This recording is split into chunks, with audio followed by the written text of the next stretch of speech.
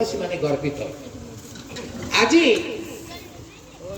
ଏଇଠି ଯେତେ ଖଣ୍ଡ ପଡା ଗ୍ରାମ ରହିଛି ସବୁ ଗ୍ରାମବାସୀ ମାନଙ୍କ ପାଇଁ ସେ ହେଉଛନ୍ତି ସ୍ମରଣୀୟ।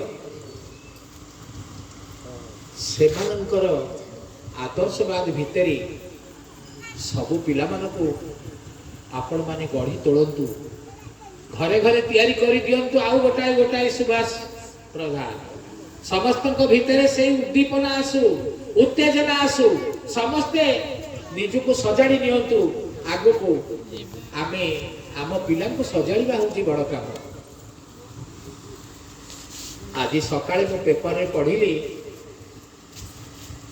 मादक द्रव्य भितरे नथिबा द्रव्य टिके सरकार पुरई आम पुरी जिलार लोक मान को घांटी देथिवारु केतक पुरी बासी माने विशेष करी पुरी रे जो माने भांग खाती से माने दुख प्रकाश करी कहा पत्र पत्रिका सब जणई चंती। भांग को आज जाए मादक द्रव्य भाव निया जाई नथिला, ताहा कोष्ठकाठिन्य दूर करे। भांग अनेक लोक खाती किंतु निशाखोर होगा पाई नुहे। भांग खाइबा द्वारा कोष्ठकाठिन्य दूर हुए, यह होचे पारंपरिक आयुर्वेदिक औषधीय गुण।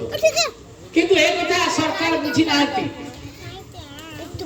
ताकू पार्श्वचर माने जहाँ जन से कार्यकारी कर परिवर्तन हो पारे।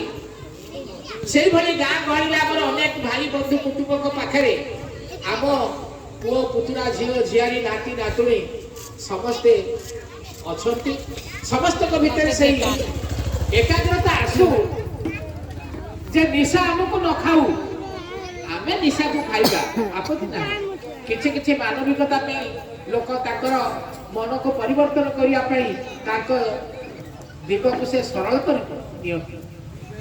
पुलिस मान को भितरे अनेक लोक निशाखोर थिले भी सुभाष बाबू निशाखोर नथिले।